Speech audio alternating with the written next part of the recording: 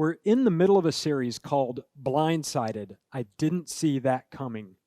And we're going to start today with a pop quiz. Bet you didn't see that coming. Do you refuse to ask directions when lost? Do you keep trying to one-up your family and friends? Do you refuse to read the directions when putting something together? Do you grow resentful when you see others around you succeeding? Do you squeeze successful people out of your life? Do you need to have a say in everything? If there are multiple ways of doing something, is your way always the best? Do you feel like you have to ace this quiz or you've somehow let yourself down? If you haven't guessed today, we're going to be talking about pride and how pride impacts our life. And pride is actually at the root of a lot of the problems that we face. Pride is viewing ourselves as better than we should. Or pride is viewing ourselves as better than others. Or pride is viewing ourselves as better than God. Driving and you get cut off on the highway and you start fuming up inside thinking about how you can get revenge on that person that just cut you off. If you're at the grocery store, you're in the express checkout lane and the person in front of you has 42 items in their cart. And you know because you've counted them all. And then on top of that, they're using coupons. And you just start getting so angry inside because it's not right. You know, that's most likely pride. We can easily identify just a little bit of pride in other people. But it's hard for us to see a big plank of pride in our own eye. Both pride and humility come from the heart. Pride and humility come from the heart.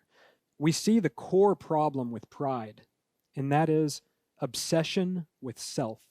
The Greeks had a god called Narcissus. This Greek god, Narcissus, he was a handsome person, just an absolutely beautiful person. And everyone who saw him fell in love with him. But he was so arrogant, so full of himself, that he didn't want to have anything to do with other people. But one day, he saw his own reflection, and he immediately fell in love with himself. That was all he wanted, was this reflection. He was so distraught, he actually wandered off and ended up killing himself because he was totally stuck on himself. We dwell on areas of insecurity, but we can feel insecure about all kinds of things.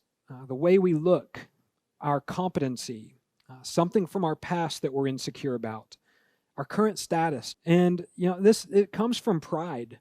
Some people call this false humility or self-pity. We want people to know how difficult our life is and just how awful it is, with the intention of bringing the attention back to ourselves. Insecurity can also come through as refusing to accept help or refusing to ask for help. Another way we can get into this self-obsession is find some way to be better than others. In fact, I think a lot of times we view pride as kind of a lesser sin. I'm not killing anyone. I'm not stealing. I'm not worshiping false gods. But in fact, when we get into pride, we're actually following Satan's playbook. We're marching to the beat of Satan's drum.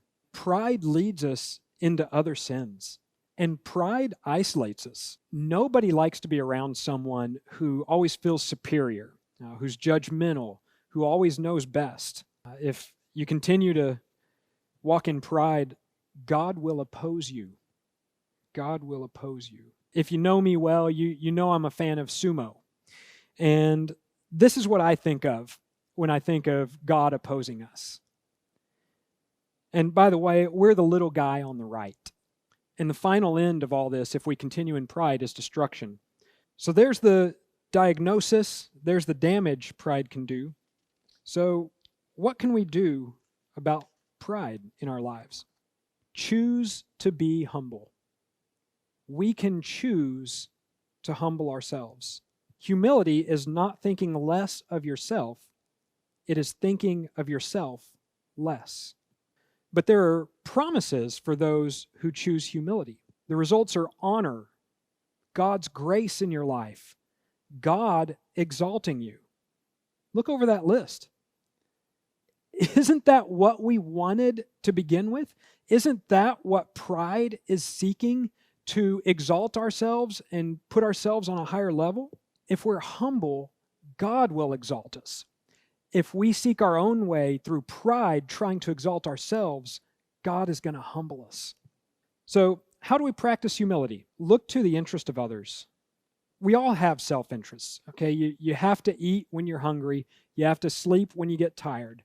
But putting interests of others above our own means they're number one and we're number two. Choose gratitude throughout your day. Choose gratitude. Gratitude reminds us that we're not just self-made. It's not just all about us.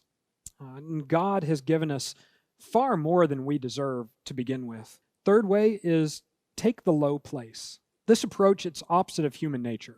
Human nature wants to jump to the front of the line. It wants to try to grab the seat of honor.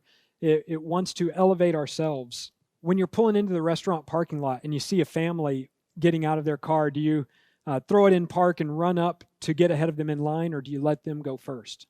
It's choosing to serve others, even if it's not your job. Jesus set that example when he washed the feet of the disciples, taking the form of a servant. Push others into the spotlight. Help others get credit for wins, even if you deserve the credit. Instead of taking all that credit yourself, give credit to the rest of the team. Finally, be honest with yourself and with God. Seeking God through prayer, seeking God through reading the Bible is really essential if you want to find out where your motives are. Well, to finish up, when it comes to pride, we really only have three options. We can choose to humble ourselves. By the way, that's the best option. We can choose to humble ourselves. We can let God humble us, which is effective but not fun. Or we can choose to go toe-to-toe in opposition with God. Which option are you going to choose as we move forward?